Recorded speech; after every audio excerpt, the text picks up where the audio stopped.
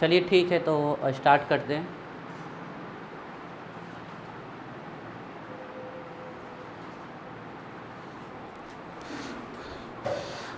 तो exceptional cases पे रुक गए थे कल हम, है ना। थोड़ा समझा भी इसका हमने एक्सेप्शनल केस को हल्का सा, फिर वहीं पर रुक गए थे।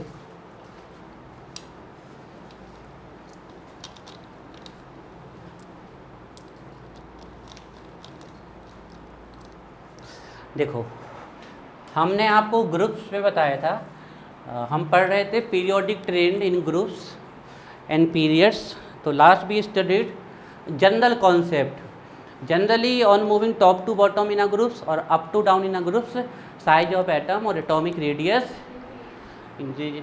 इसका कोई,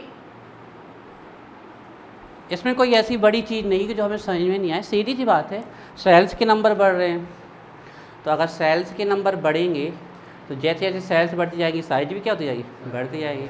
और सेल्स बढ़ रही हैं तो अंदर की सेल में इलेक्ट्रॉन भी तो बढ़ रहे होंगे। हम बाहर की सेल में तभी तो आ सकते जब अंदर की फिल हो गई, नहीं तो आ ही नहीं सकते हम। इलेक्ट्रॉनिक कॉन्फ़िगरेशन हम तभी, जब एस पूरी फिल हो जाएगी तो पी में जाएंगे। अब यहाँ पर 7s तक आ जाते हैं हम, तो इसका मतलब है कि 6s तक यहाँ पर पूरी फुल है, तब तुम 7s पे पहुँच पाए। नहीं तो हम इंक्रीजिंग ऑर्डर ऑफ एनर्जी चलते हैं, जब तक पहले की ना भर जाए मांगे जा नहीं सकते। तो अंदर की सेल्स में इलेक्ट्रॉन भी बढ़ रहे हैं प्लस सेल्स के नंबर बढ़ रहे हैं, दोनों ही फैक्टर्स किसको फेवर कर रहे हैं, साइज इंक्रीज होना। लेकिन यहाँ दो एक्सेप्शन है बच्चों। हम अगर अपना जनरल कॉन्सेप्ट लेके चलें तो बोरॉन से ज़्यादा एल्यूमिनियम की होनी चाहिए और एल्यूमिनियम से ज़्यादा गैलियम की होनी चाहिए। लेकिन होता क्या है, हमने आपको बताया था कि जो एस सेल होती हैं वो बहुत डेंस होती हैं, वो न्यूक्लियस के अट्रैक्शन को अपने में से निकल के जाने नहीं देती हैं। पी सेल डेंस होती है लेकिन एस से कम होती है। अगर एस ए है तो पी थोड़ा सा खुल जाएगा आपका और डी बहुत खुल जाएगा, और एफ तो समझ लो दिखेगा ही नहीं, एक वहाँ पड़ा है एक वहाँ पड़ा है। तो इससे होता क्या है, जो न्यूक्लियस है अपने अट्रैक्शन को बाहर के इलेक्ट्रॉन पे छोड़ देता है, ऐसे पकड़ लिया और फिर उसको धीरे धीरे अपनी तरफ पुश करता है। तो यहाँ से यहाँ सीधे हम एस से पी में आ रहे थे, यहाँ से यहाँ भी हम सीधे एस से पी में आ रहे थे, लेकिन यहाँ से यहाँ जब हम आ रहे हैं पी में तो बीच में डी आ रहा है, और डी की शील्डिंग और स्क्रीनिंग क्या है, बहुत कम। इसलिए जो न्यूक्लियस होता है वो इसके इलेक्ट्रॉन को पकड़ के क्या कर लेता है, खींच लेता है, और इतना ज़्यादा खींच लेता है कि इसके बाद 3 कमरे होने के बावजूद भी ये 2 कमरे से छोटा हो जाता है, इतना छोटा हो जाता है। ये इसके पास आप 3 क्या 4 कमरे 4th पीरियड से, तो इसके पास 4 ऑर्बिट हैं, लेकिन फिर भी ये 4 ऑर्बिट छोटे छोटे हो जाते हैं। मतलब कमरे भले ही 4 हैं लेकिन चारों कमरे कैसे हो गए, छोटे छोटे हो जाते हैं, चारों के चारों ऑर्बिट। तो ये इतने छोटे हो जाते हैं कि 3 कमरों वाला बड़ा फील हो जाता है। तो ये बहुत इंपॉर्टेंट एक्सेप्शन है। अच्छा, गैलियम के बारे में हमें अभी तक क्या 2 फैक्ट पता चले। अच्छा, गैलियम के बारे में कुछ फैक्ट हम देखते हैं, है ना। तो गैलियम के बारे में हमें कुछ फैक्ट ये पता कि इसे इका एल्यूमिनियम भी कहते हैं। तो पहला फैक्ट तो हमें इसके बारे में ये पता। दूसरा फैक्ट, इसका जो मेल्टिंग पॉइंट है वो है 29.9 डिग्री सेल्सियस, मतलब ये पाम पे मेल्ट हो जाता है, हथेली पे मेल्ट हो जाता है। और तीसरा फैक्ट यही है कि गैलियम की साइज होनी चाहिए ज़्यादा लेकिन हो जाती है कम, किससे, एल्यूमिनियम। तो ये बड़ा हो जाता है आपका एल्यूमिनियम और गैलियम छोटा हो जाता है। अच्छा, यहाँ पर भी इंडियम और थैलियम में भी यही होता है, बड़ा होना चाहिए थैलियम, लेकिन थैलियम बड़ा नहीं होता है, छोटा भी नहीं होता है, लेकिन कॉन्सेप्ट तो ये कह रहा है कि बड़ा होना चाहिए, इसके बराबर हो जाता है, इसके बराबर। उसका कारण क्या है, इसके पास किसकी शील्डिंग आती है, 2 की, एक तो एफ की और एक, इसलिए इन दोनों की साइज बराबर हो जाती है। तो इसका कारण भी पुअर शील्डिंग है। यही इफेक्ट, ये इफेक्ट सिर्फ यहाँ तक लग पाता है, इन 2 तक, क्योंकि इसके बाद हम पी में बहुत अंदर तक चले जाते हैं। तो फिर हमने बताया था ना कि अंदर कितनी सेल है इससे फ़र्क नहीं पड़ रहा, हमें तो जस्ट जिससे इलेक्ट्रॉन निकालना है उसके पहले कौन सी सेल है उससे फ़र्क पड़ता है हमें। तो यहाँ तो डायरेक्ट ही कांटेक्ट में आ रही थी ये डी के डायरेक्ट, लेकिन यहाँ डायरेक्ट कांटेक्ट में नहीं आ रही, डी के बाद थोड़ा पी आ रहा है, लेकिन जब हम इसके बाद जाते तो पी बहुत ज़्यादा आ जाता है, डी अंदर पहुँच जाता, तो अब उससे फ़र्क नहीं पड़ता। तो यहाँ पर ये है कि इन दोनों की साइज ऑलमोस्ट इक्वल हो जाती है। इसके जैसे इसकी छोटी नहीं होती, सिर्फ इसकी कितनी हो जाती है, बराबर हो जाती है। होनी तो बड़ी चाहिए थी ना, क्योंकि इसके पास 4 पीरियड हैं और इसके पास कितने पीरियड हैं, 3। लेकिन इनकी और सेम यहाँ पर होता है, इन दोनों की भी बराबर हो जाती है। इसके बाद ये वाला पुअर शील्डिंग का इफेक्ट इसमें कहीं से कहीं तक नहीं लगता है आपका, है ना। और एक बहुत इंपॉर्टेंट बात जो आपको पता होगी कि सब में ज़्यादा बड़ी साइज किसकी होती है, इनर्ट गैसेस की।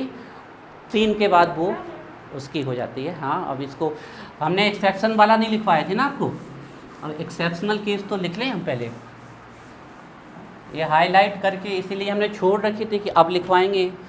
तो एक्सेप्शनल केस,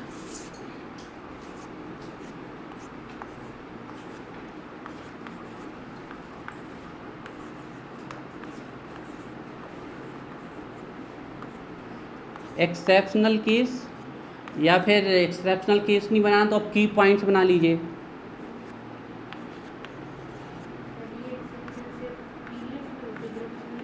ये तो ग्रुप का ही तो बताया है हमने, एक्सेप्शन आपको पीरियड का कहाँ बताया, तो ग्रुप का बताया है हमने। चेक करो कौन से ग्रुप में बताया, कौन से ग्रुप में, इसमें ग्रुप में ही तो बताया हमने, ऐसे ऐसे ऐसे जाने पे ये ग्रुप में ही तो बताया। तो देखिए की पॉइंट्स या की फैक्ट्स में देखिए पहला एक्सेप्शन आता है इन ग्रुप 13, है ना। वो हाँ कोई बात नहीं, ठीक है। Boron, aluminium, gallium, indium and thallium. तो हमारा जनरल कॉन्सेप्ट ये कहता है, तो पहले तो हम गलत लिख रहे हैं आपके लिए, है ना। ये कहता है जनरल कॉन्सेप्ट हमारा ये कहता है, जो कि गलत है। रॉन्ग हम इसलिए लिख देते हैं कि हमें राइट याद रहे। यहाँ पर कहाँ पर एक्सेप्शन आना है, इन दोनों में और इन दोनों में एक्सेप्शन आना है। तो ध्यान रखिए जो गैलियम है वो एल्यूमिनियम से बड़ा ना होकर क्या हो जाता है, छोटा हो जाता है। तो बोरॉन और उसके बाद आ जाता है आपका गैलियम और फिर आ जाता है आपका एल्यूमिनियम, है ना। तो पहला एक्सेप्शन केस ये है। उसके बाद इंडियम और थैलियम थोड़ा सा बड़ा है, बिल्कुल थोड़ा सा बड़ा है और ऑलमोस्ट इक्वल माना जाता है इसको। ये वैसे ही है जैसे कोई पूछ ले 1 और 1.0001, ये बिल्कुल इतना ही डिफरेंस होता है इन दोनों की साइज में। इसको आप मान लीजिए 1 और ये है 1.0001। किसके साइन चेंज तो करती है बेटा, इसको उठा के यहाँ ले गए, इसको उठा के यहाँ ले गए, है ना, चेंज कर दिया। तो ये दोनों लगभग अप्रॉक्सीमेट बराबर है, लेकिन फिर भी अगर कोई पूछ ले कि भैया ज़बरदस्ती बताओ कौन ज़्यादा बड़ा है, तो फिर ज़बरदस्ती वाले केस में ये है फिर, लेकिन ऑलमोस्ट इक्वल है, ठीक है। तो पहला केस बच्चों ये आपको ध्यान रखना है, हाईलाइट करके इसको अच्छे से ध्यान रखना है। बोरॉन और एल्यूमिनियम का अच्छे से ध्यान रखना है आपको।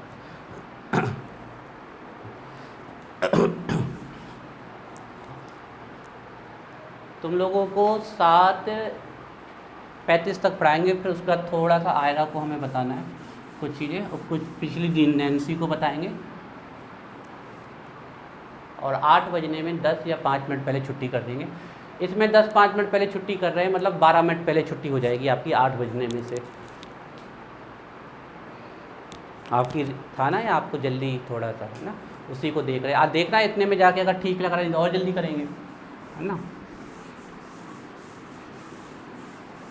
इसीलिए कहते हैं बॉडी वॉडी बनाओ, सुबह से दौड़ने वोड़ने जाते नहीं हो। ग्रुप 14, यहाँ सबसे बहादुर है माई अनुष्का। आयरा तो ठीक है, लेकिन आयरा ज़्यादा बहादुर है। नहीं वो नहीं, हमें ऐसा लगता है कि अनुष्का की जो बॉडी लैंग्वेज है ना, उससे हमें लगता है कि वो नहीं फिर भी आएगा, आ रही है आएगा जाता है बॉडी लैंग्वेज से। वो भी आ रही तो ये तो हमें आज तक बिल्कुल सीधी साधी लगी। बाइक सब चला लेती बाइक सब देखिए। बाइक आइक्स नहीं, अरे सर आप उसकी बॉडी लैंग्वेज आपने सुनी? मतलब देख ही नहीं है।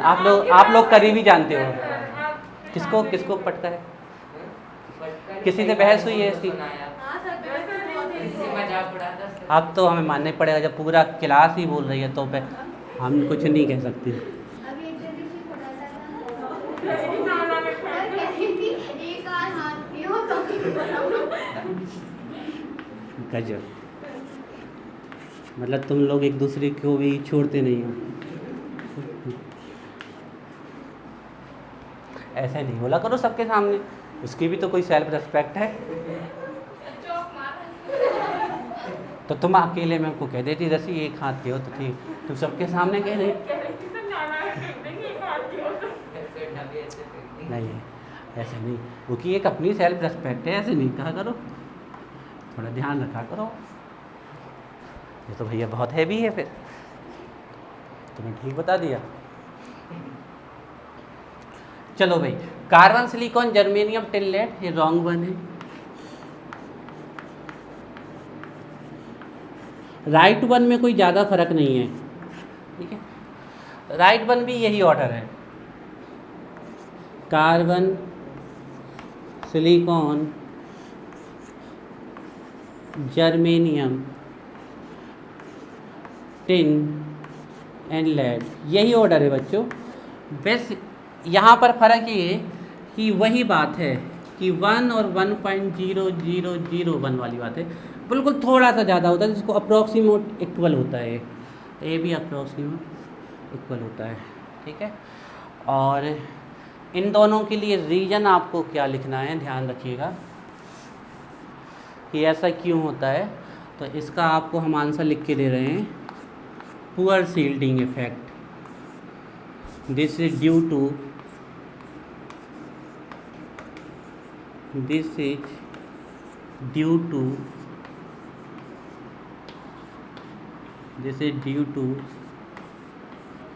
Poor shielding effect.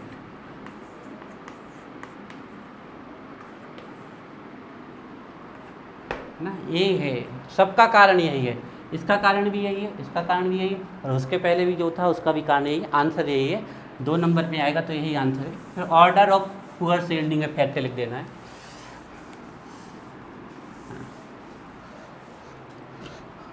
तो ऑर्डर ऑफ शील्डिंग लिखेंगे हम, ऑर्डर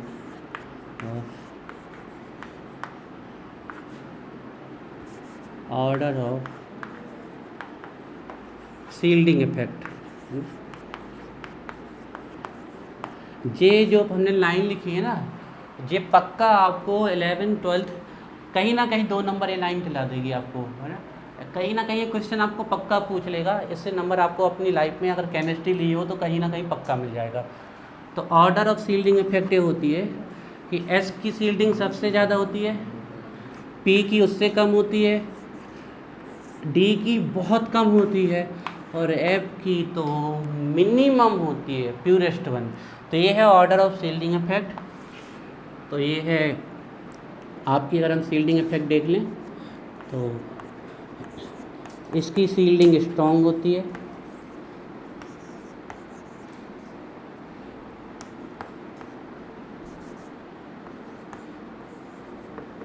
स्ट्रॉन्ग शील्डिंग होती है इसकी।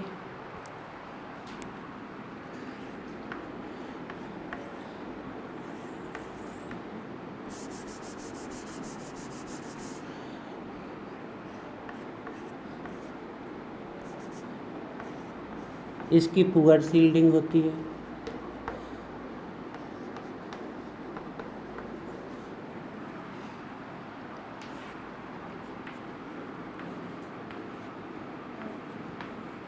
इसकी वेरी पुअर शील्डिंग होती है,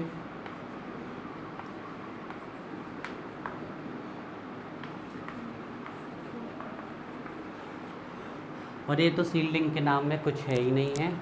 तो प्यूरेस्ट सबसे कम इसकी होती है, मिनिमम सील्डिंग होती है इसकी।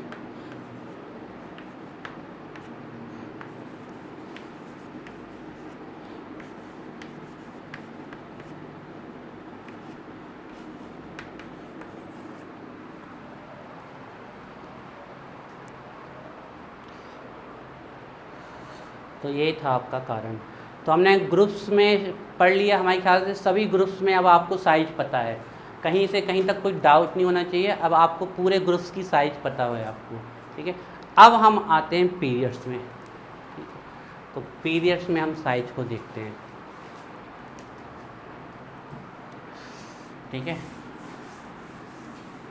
तो हमने फर्स्ट हेडिंग डाली थी इन ग्रुप्स, सेकेंड हेडिंग डाली है इन पीरियड्स।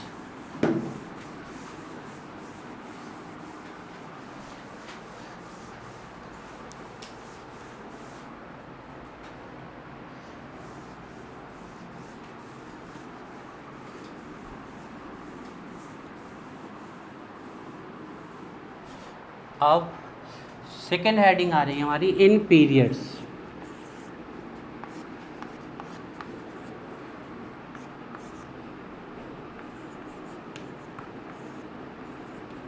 ठीक है, इन पीरियड्स। तो देखिए, हम कोई भी एक पीरियड उठा के देख लेते हैं। मान लीजिए हम ये वाला पीरियड उठाते हैं, ठीक है, पीरियड नंबर सेकेंड उठाते हैं हम। तो देखिए, ली बी बी है ना, सिनोफनी सीनोफनी है ना। तो इसको अभी एक्सेप्शन केस में रखते हैं। अब आप जब यहाँ से यहाँ तक जाओगे ना, तो ये कौन सा पीरियड है? सेकेंड। मतलब इनके ऑर्बिट नहीं बढ़ने वाले हैं, इसके पास भी सेकेंड ऑर्बिट और इसके पास भी सेकेंड ऑर्बिट ही है। लेकिन इसके पास कितने प्रोटॉन है? 3, इसके पास 4, इसके पास 5, 6, 7, 8 और 9। अब आप खुद ही सोचिए, यहाँ पर जो सेकेंड पीरियड में जो इलेक्ट्रॉन पड़ा हुआ है उसको 3 प्रोटॉन अट्रैक्ट कर रहे हैं, और यहाँ पर जो सेकेंड पीरियड में इलेक्ट्रॉन पड़ा हुआ है उसको कितने प्रोटॉन अट्रैक्ट कर रहे हैं? तो दूसरा क्वेश्चन आपके दिमाग में बच्चों ये भी आ सकता है कि सर इसके पास 3 प्रोटॉन है तो इलेक्ट्रॉन भी तो 3 है, तो फर्स्ट S2 2 तो यहाँ घूम रहे होंगे एंड 2S1 एक यहाँ घूम रहा होगा।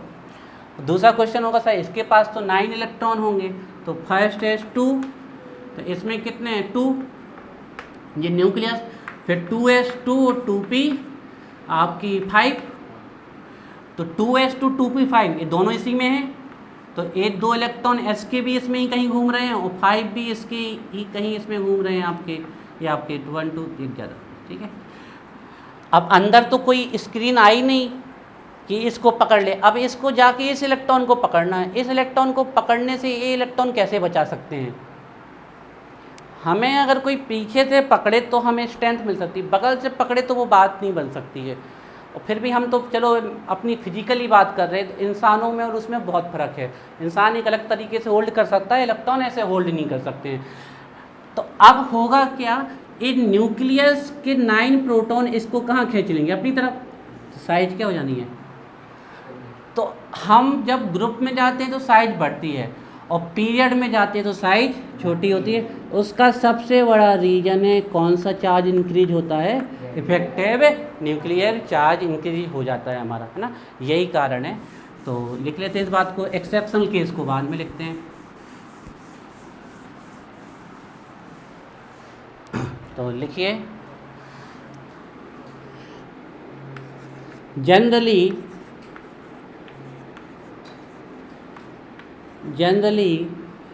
on moving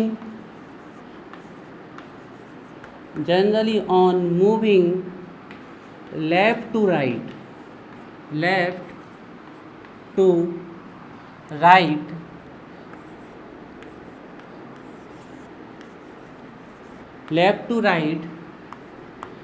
in period atomic size या एटॉमिक रेडियस भी लिख सकते हैं आप, atomic radius atomic radius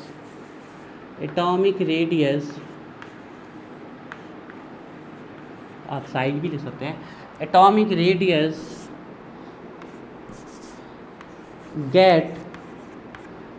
gets decrease due to increase in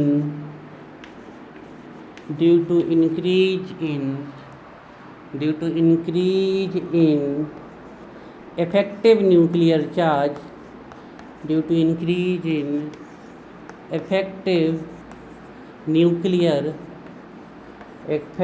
nuclear charge z effective लिख सकते हो आप ब्रैकेट में, effective nuclear charge as number of outermost लिख सकते हो, बैलेंस सेल लिख सकते हो, a number of outermost shell does not change,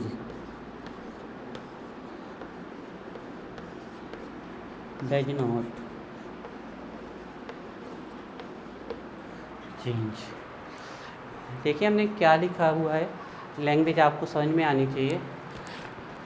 जब हम लेफ़्ट टू राइट जाते हैं तो साइज छोटी होती है, atomic size atomic radius decrease होती है। उसका रीज़न है कि इफेक्टिव न्यूक्लियर चार्ज बढ़ रहा है, और इफेक्टिव न्यूक्लियर चार्ज बढ़ने का जो सबसे मेन कारण है, इलेक्ट्रॉन की सेल चेंज नहीं है, इलेक्ट्रॉन वहीं का वहीं पड़ा हुआ है आपका, ये बात आपको ध्यान रखनी है। तो अब हम इसका ऑर्डर लिखेंगे, लेकिन 2 पॉइंट डाल देंगे हम यहाँ पर। पहला पॉइंट हम ये डाल लेंगे, 2 नंबर में क्वेश्चन आ सकता है, बता by the size of inert gases largest in their respective period. पूछा जा सकता है कि इनर्ट गैसेस की साइज अपनी रेस्पेक्टिव पीरियड में लार्ज क्यों होती है। अब आपके दिमाग में चल रहा होगा सर सभी की थोड़ी है, लेकिन अगर क्वेश्चन बन रहा है तो आप ये मान लीजिए इन 3 को लेके बन रहा है, तो आपको बताना है कि इनके पास कौन सी रेडियस है, वैन डर वाल्स रेडियस है। उसके अलावा फिर अगर कोई पूछ ले कि सभी इनर्ट गैसेस की साइज प्रीसीडिंग हैलोजन से क्यों बढ़ी हैं, ये तो करेक्ट स्टेटमेंट है ना कि सभी की सभी इनर्ट गैसेस किससे बढ़ी हैं, इससे। तो उसका रीजन भी क्या है, presence of van der Waals radius. तो इन दोनों के आंसर हैं। तो एक क्वेश्चन आ सकता है, ऐसा क्वेश्चन बनता नहीं लेकिन फिर भी हम टिपिकली भी बना दें, तो आपसे अगर कहता है कि कौन है रेस्पेक्टिव पीरियड में सबसे बड़ा, तो आप अगर बुक्स वगैरह देखोगे तो बहुत कन्फ्यूजन है भाई, है ना। हम आपको एक्यूरेट डेटा दे देते हैं, बहुत जगह आपको लिखा मिलेगा कि alkali metals are largest in their respective period, और कहो उसी के जस्ट नीचे लिखा हो कि inert gases are largest in their respective period, और फिर का तीसरा स्टेटमेंट लिखा हो कि inert gases are larger than preceding halogens. तो बिल्कुल कन्फ्यूजन नहीं रखना है आपको, बिल्कुल एक्यूरेट डाटा बता रहे हैं हम आपको।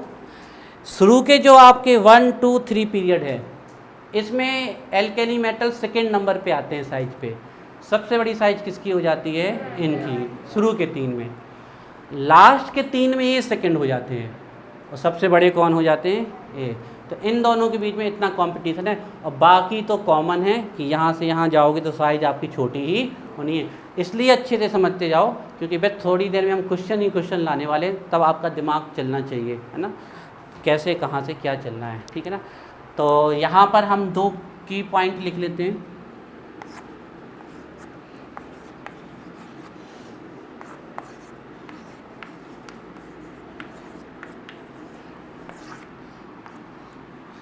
तो पहला और सबसे मोस्ट की पॉइंट है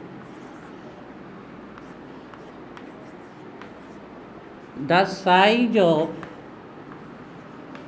या एटॉमिक रेडियस भी ले सकते हो आप, the size of inert gases और नोबल गैसेस, जो आप लिखना चाहें, ये आपके ऊपर है, आपको कौन सा वर्ड इनका ज़्यादा अच्छा लगता है। The size of inert gases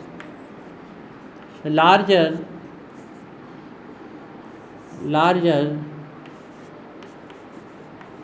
than then respective halogen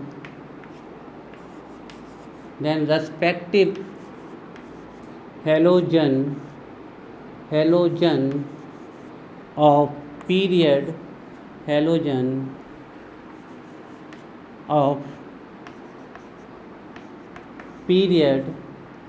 the size of inert gas is larger than respective halogen of period, full stop लगाइए, this is due to ये इसके कारण है, this is due to, first कारण है presence of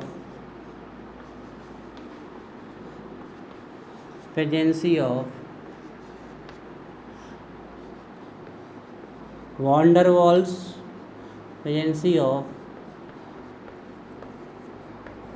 Waals और non bonding radius. Inert gases की size के लिए कभी भी कोई क्वेश्चन आए, ए स्टेटमेंट बच्चों अपने बिल्कुल कॉपी में हेडलाइन बना के डाल लो हमेशा के लिए, चाहे वो एल्केली मेटल से ज़्यादा पूछ ले, चाहे पीरियड में ज़्यादा पूछ ले, चाहे हेलोजन से ज़्यादा पूछ ले, कभी the size of inert gases larger than respective halogen of period, this is due to presence of van der Waals और नॉन बेंडिंग रेडियस। पहला रीजन तो है, लेकिन एक रीजन और बच्चों हम आपको लिखवाना चाहेंगे जिसके बिना इनर्ट गैसेस का कोई आंसर कंप्लीट नहीं हो सकता है, जिसके बिना इनर्ट गैसेस का कोई आंसर कंप्लीट नहीं होता। तो हमने लिखवाया कि जो इनर्ट गैस है उसकी साइज अपने रेस्पेक्टिव हेलोजन से उस पीरियड के बड़ी है, नियॉन की फ्लोरीन से, नियॉन की क्लोरीन से बड़ी नहीं हो सकती, क्योंकि फिर नियॉन के पास 2 ऑर्बिट है और क्लोरीन के पास 3 ऑर्बिट है, इसीलिए कौन से हेलोजन से कंपेयर करेंगे, उसी के पीरियड के हेलोजन से। तो the size of inert gas is larger than respective halogen of period. उसका मेन रीजन है कि इनके पास पाई जाती है नॉन बॉन्डिंग रेडियस, और इनके पास नॉन बॉन्डिंग रेडियस आने का मेन कारण है कि ये किसी से रिएक्ट नहीं करते, और उसका मेन कारण क्या है, NH2NP6।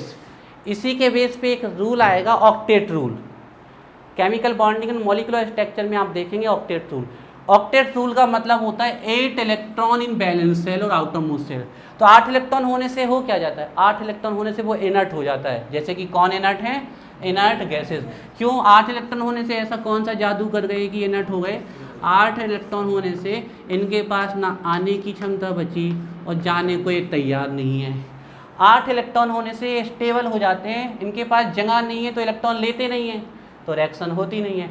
अब बात हुई देने की, देने के लिए तो 8 इलेक्ट्रॉन दे सकते हैं, लेकिन ये स्टेबल कंडीशन है, इस कंडीशन में निकलना नहीं चाहते। आप ये समझ लो कि ताला चाबी जैसे फंस जाते हैं, बिल्कुल लॉक ऐसे कस के फंसता है इन दोनों में कि अब इलेक्ट्रॉन निकलने को तैयार नहीं है, इतनी एनर्जी नहीं होती कि हम इनको निकाल सके।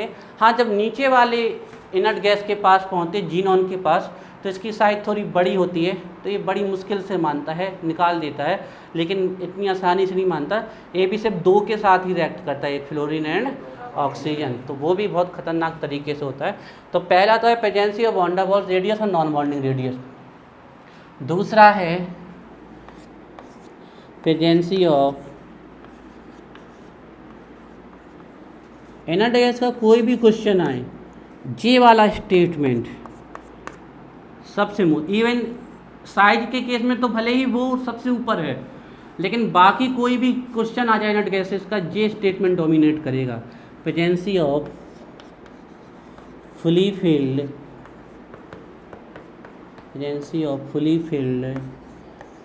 NH2NP6 सेल या ऑर्बिट भी लिख सकते हो, इसी को बोलते हैं, ब्रैकेट में आप चाहें तो लिख लें, कंप्लीट ऑक्टेट।